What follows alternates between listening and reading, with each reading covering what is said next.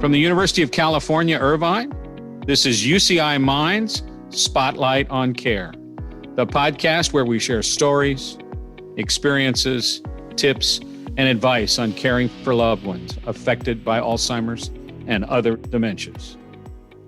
Hello, and welcome to Spotlight on Care. I'm Virginia Nave, and I'm here with my co-host, Steve O'Leary. Today, our topic regarding Alzheimer's caregiving will touch on issues relating to getting a diagnosis, and our guest will tell you what that was like for her and her mom. Before I introduce our guest, Steve, can you tell us what was going on in your head when you first decided to make the call to a doctor or a specialist regarding your wife, Patty? Yeah, I think we were both scared. Certainly Patty was scared that, she knew she had some memory issues and she was afraid that the diagnosis might show something bad. And it did. But on the other hand, without a doubt, getting the diagnosis was the best thing that we possibly could do. It gave Patty from the very beginning confidence in knowing exactly what was wrong with her. It gave her confidence in talking to friends and neighbors about her disease when somebody would say, "How's she doing?" She was very upfront. "I have Alzheimer's." It also helped her as the disease progressed. When she was worrying about something, I would remind her that she has Alzheimer's. Of course, that was momentary, but at least it gave her confidence. She would go, "Oh yeah, I know." And so I think from the very beginning, all the way through her disease, knowing that she had Alzheimer's was definitely an asset for her and certainly was an asset for me as well. I'm so impressed with how you did that. Everybody has a different experience, and I think that your experience was pretty positive, and you really had a grip on what was going on.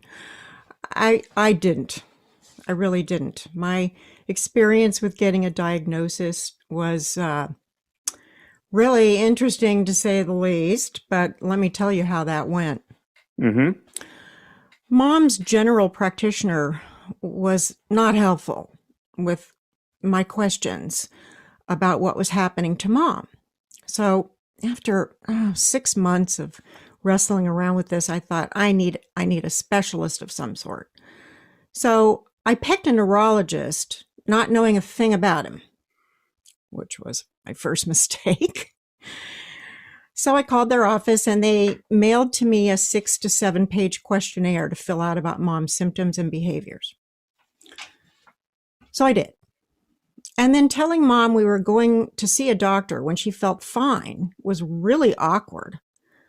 But she agreed, and I said we'd have a really nice lunch after the appointment. So I got to the neurologist's office. We were ushered back to a lovely room with a large mahogany desk. The doctor came in, introduced himself, and spread my questionnaire on the top of his desk. He read much of it, kind of going over it with his finger, and he looked up at me and he said, "I see here that you don't think your mother can balance her checkbook any longer." I felt my face getting red and hot. I looked over at Mom, and she had her arms crossed over her chest. And she said, "Well, I bet I can balance it better than you can." So much for seeing a professional. I was furious, I was embarrassed, and I felt horrible for my mom. He looked at me and he asked me to go wait in the waiting room. So I did. And he gave Mom a small written test. And then I was called back to his office. And he said to me that it appeared that Mom was in the beginning stages of Alzheimer's disease. He said it right in front of her. He sent us home with a 7-day sample pack of Aricept and an order for an MRI brain scan. We got into the elevator to go down to the parking lot, and it was torture for me. I thought I had done irreparable damage to my mother-daughter relationship. And then Mom looks at me and she said, "So where are we going for lunch?" I was nauseous. But Mom had absolutely no recollection of what had happened in that office. None. So that was my experience getting an official diagnosis of Alzheimer's for my mom. Needless to say, we did not go back to that doctor. And my takeaway from that experience was that I should have gotten a referral from someone to find a doctor who was at least compassionate. Well, that's a great story, Virginia. I think that that's probably more common than my story, and I think it's true. Some neurologists we know even talk about the fact that they think that a hospital diagnosis or a university diagnosis is a much more professional way to go, just to clarify all the issues. And I was fortunate enough to start at UCLA, and then I moved down to UCI, and I always felt like I was dealing with somebody who had that kind of compassion that you're talking about. Yeah, you did it. You did it the right way. Well, it's now time to introduce our guest for this podcast. Her name is Lisa Up de Graff. She lives in Los Angeles, and her mom was diagnosed with Alzheimer's about 5 years ago. Welcome, Lisa. We are very glad that you are here. Thank you so much for allowing me to be part of this really important work you're doing, Virginia. Well, thank you. We're hoping to help a lot of people. Now, Lisa, tell us about your mom. What was she like before getting a diagnosis of Alzheimer's? Well, my mom was really dynamic, and she went to Stanford. And in those days, in the 50s, women weren't really encouraged to have big careers outside the home. She found herself in volunteer work, and she started many different things, including the LA Opera Associates. She was the first woman president. She started the Anne Banning Auxiliary at the Assistants League. She was quite the mover and shaker, and dynamic and funny and bright, and then raised us, and my sister and myself, and then sort of had a midlife crisis, decided that she wanted to start to sing. So her friends were lovely, and once a year, this started probably in her 70s, she would put together a cabaret act, and she would create all this stage patter and movement and songs, and she'd rent out venues in Hollywood, and her friends would come and see her.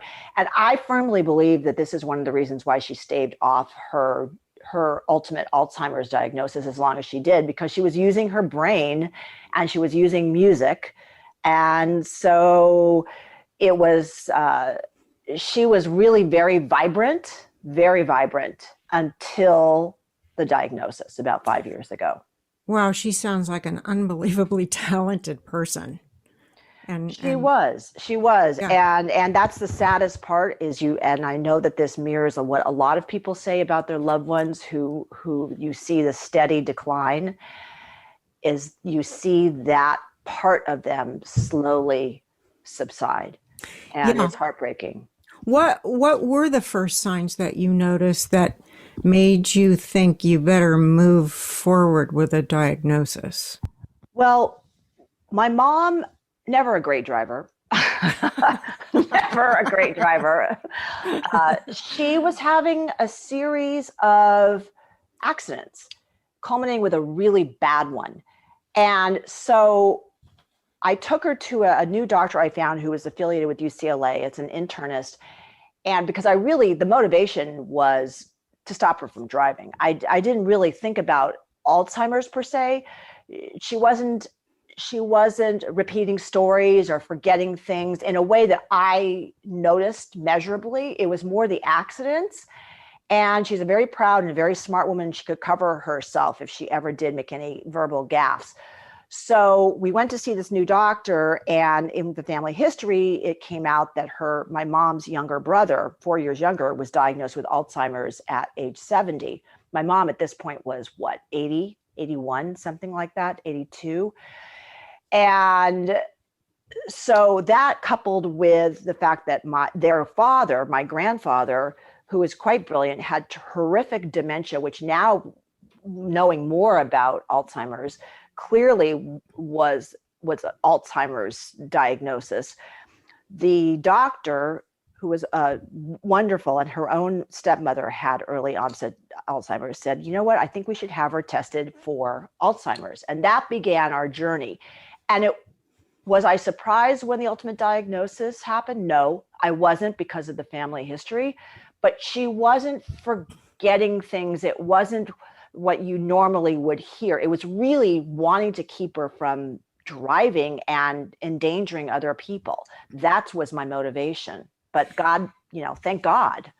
Didn't you mention something about her seeing a crazy thing from space land on her car? Yeah, she called me. Yeah. Yeah. You just have to laugh, Virginia, because what else can you do? What else can you do? Yeah, she called me. It was Memorial Day weekend. We were all supposed to meet at the beach as a family. And she called me and she said, Lisa, you won't believe what just happened. I think this triangular cone object fell from the sky and hit my car. And I thought, what?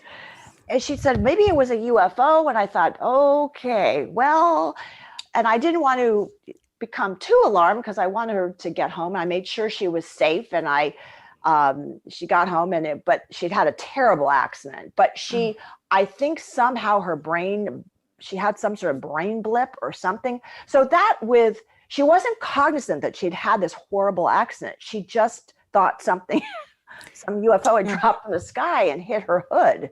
Yeah. And I thought that was odd. And of course, the doctor agreed that was odd.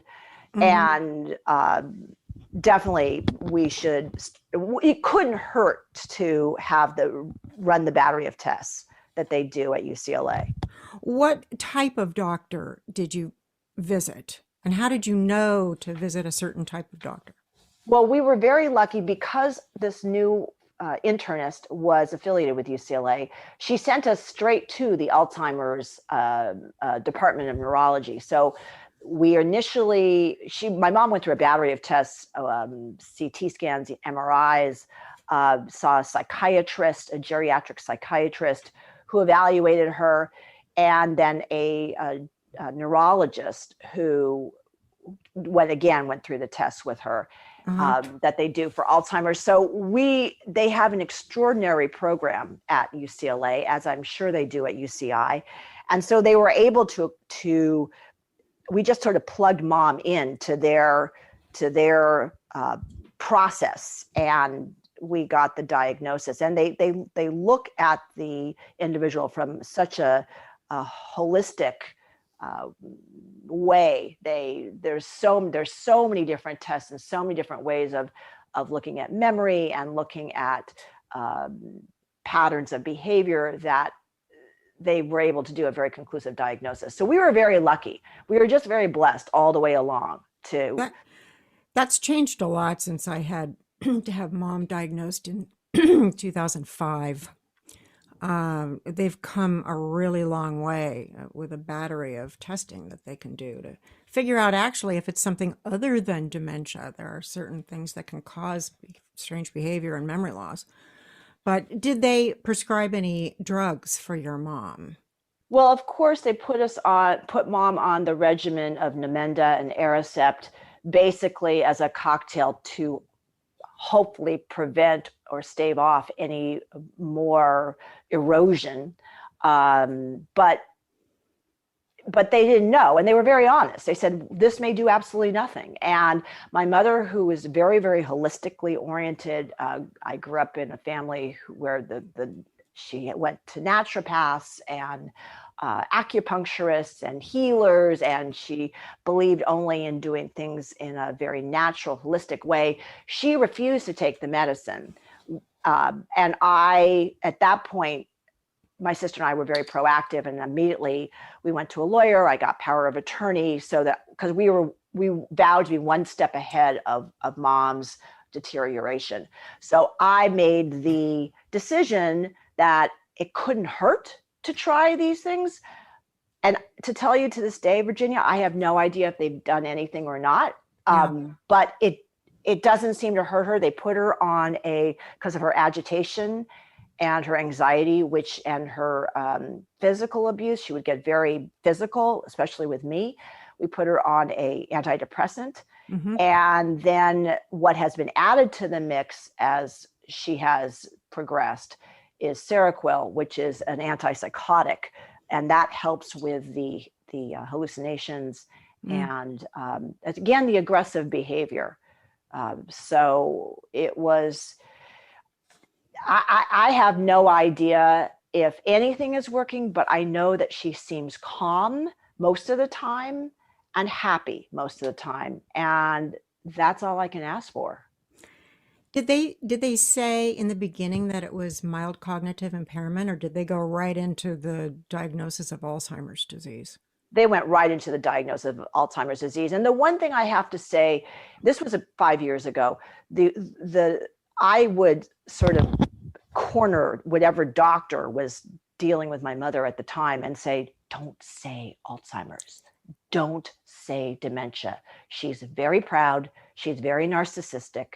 She will not handle it well. So whatever they spoke to mom, the doctor spoke to mom, they were very, they couched their language in sort of subterfuge. So they didn't say, so you have Alzheimer's, get your affairs in order. There's nothing more we can do for you.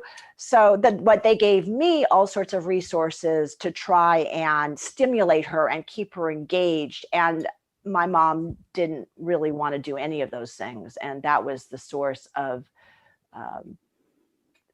tremendous sadness for me. And that was the hardest part in my learning how to be a caretaker, is keeping mom safe, but allowing her the dignity of choice and free will. Yes. I could present ideas to her, but if she refused to do them, because I think in her mind, she knew, deep down in her soul, I think she knew that there was something wrong.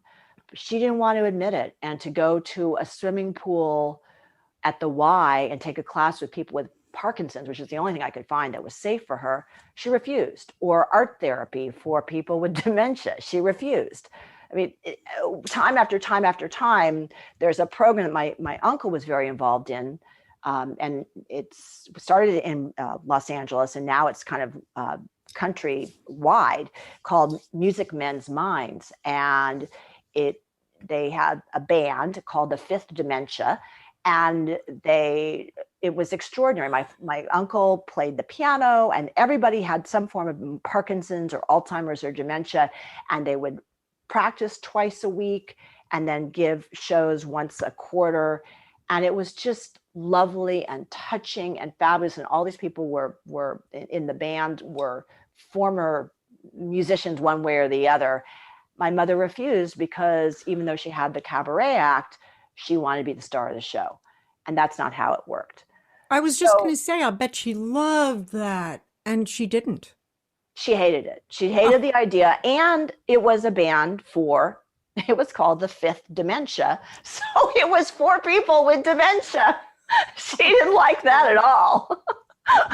But it's an extraordinary program. And I certainly would urge any of your listeners, if they have parents that or loved ones that were musical in any way, to look into it. It's an amazing program. I have no idea what they're doing right now. I think everything is virtual, but hopefully we'll all come out of that. And it provides community. And the one thing I think we both have learned is that community is very important in keeping your brain healthy and functioning and vibrant. And what happens a lot of time is people with Alzheimer's is they become recluses, because it's people don't know how to handle it. And I'm sure you felt with your mom, and I know with my mom, I'm good until I'm not. I can hear the same question 69 times and answer sweetly, and then I stop. And on the 70th time, you've had it. You've had it, and you're mean, and you feel so bad because they don't know that they've asked 69 times. My brother has a funny story of when he was driving mom around one time, and she said, "Where are we?" And he said, "Mission Viejo, Mom." She goes, oh. A couple seconds later, where are we? He goes, Mission Viejo, Mom. On the third time, she goes, where are we?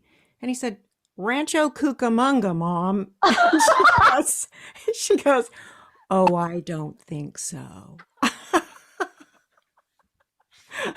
He was better at handling repeat questions than I was. I don't want to think about how I reacted. That's priceless. I love it. Let's get into the subject a little bit of caregiving. Where are you now on your mom's caregiving? As I understand it, she's in her own home, which is lovely. Tell us how the caregiving is going now. Well, my sister and I felt that we realized that Mom, because she told us, wanted to die in the house. And so we are moving mountains to keep her there. She doesn't want a pal. She doesn't want anybody else to bathe her. She doesn't have Alzheimer's. She's quite fabulous and tells me she looks 65 and quite wonderful. And my father just passed away a year ago. And so now she asked about going on dating sites and what do I suggest? Oh. So my mom is really living in complete illusion. So we have full-time care. We have for quite a while. Housekeepers. She loves to eat. She doesn't remember she's just eaten, so she's gained quite a bit of weight, but that's fine because it's better than the alternative, which is forgetting to eat at all, which is what happens with a lot of Alzheimer's patients. So she has somebody with her to make sure she doesn't fall. She's in a walker that now she uses, and she is safe. I had a social worker from UCLA Alzheimer's program come out to the house and basically kind of baby-proof it, tell me what to take away, where to put bars in the bathrooms, in the showers, rugs, area rugs to take away. It's a one-story house, thankfully. So Mom is as safe as she can be. She's well-fed. The housekeepers, she's incontinent, which is unfortunate. But I go over at least 4 or 5 times a week to run around with my dog, who gives her unconditional love, talk about the beautiful view of the city, and shower her. And right. She sings show tunes to me while I'm showering her at the top of her lungs, which I know I will miss when she passes. So I try to enjoy it. You will. You'll miss that. Mm-hmm. And so for right now, we are one step ahead. We're planning on if she needs a pal to help her, dress her or whatever, that's our next step. We're trying to keep her at home. We do know that some patients go into assisted living, and Mom is too aware still to accept it. And we're afraid with her personality, she'll be booted out because she can be quite difficult. So we're really kind of saving ourselves the headache of Mom like being bouncing from care to care. So that's what we're doing. And we're just, everything is evolving and everything is fluid and everything is dynamic and not static. So we're aware that this is fine for today, but tomorrow things may shift. And I'm glad you know that now. Yeah. That's a good thing to know now. And have a lot of resources. I would urge your listeners, I'm sure UCI has the same sort of resources as UCLA, mm-hmm. but there are many different, my mom sees a caseworker who has been able to make recommendations for different agencies or different programs. There's a lot of resources out there that you don't really necessarily know about. And you feel, when you get the diagnosis, you feel frightened and stymied and yes. overwhelmed. And there's a lot out there now, lot out there now to help you, guide you and to making the next steps. And you won't always do the right thing. And it's okay not to. It's okay. Everything is a learning experience. None of us really know what we're going through with this. And the worst part is that it can be difficult with our parents or our loved ones not wanting to accept the diagnosis and not wanting to try new things or do new things to help themselves. So it's being patient with ourselves and kind. I was going to wrap up by saying what advice do you have for people in your position, but I think you just summed it up beautifully. You have to reach out for help. It's out there. Information is out there. Education is out there. And the sooner you do it, the better. Absolutely. Amen. And if you try one place and it doesn't work, there's so many different places online to get resources in your area. Yes. That just because one doctor is unkind or you don't find the program that fits for you and your family, and there's just a lot of resources out there. And certainly we both are big fans of Maria Shriver, who started the Women's Alzheimer movement. And she, if you subscribe to their newsletter, and blog, there's certainly a ton of information that comes through every week on all the new programs are out there, the best exercises, brain food activities you can do. Because I think what Virginia, you and I have talked about a lot is, what do we do for ourselves?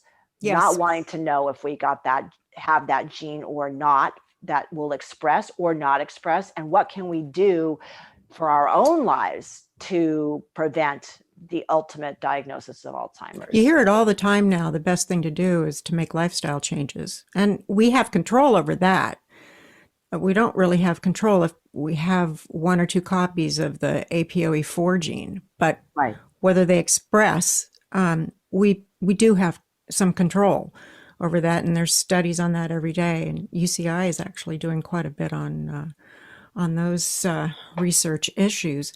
So thank you so much for your time. Very valuable, wonderful advice, good stories.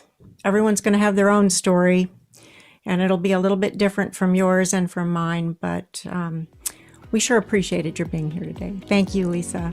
Thank you, Virginia. All right, God talk bless. soon. Bye. Spotlight on Care is produced by the University of California, Irvine Institute for Memory Impairments and Neurological Disorders, UCI Mind. Interviews focus on personal caregiving journeys and may not represent the views of UCI Mind. Individuals concerned about cognitive disorders, prevention, or treatment should seek expert diagnosis and care. Please subscribe to the Spotlight on Care podcast wherever you listen. For more information, visit mind.uci.edu.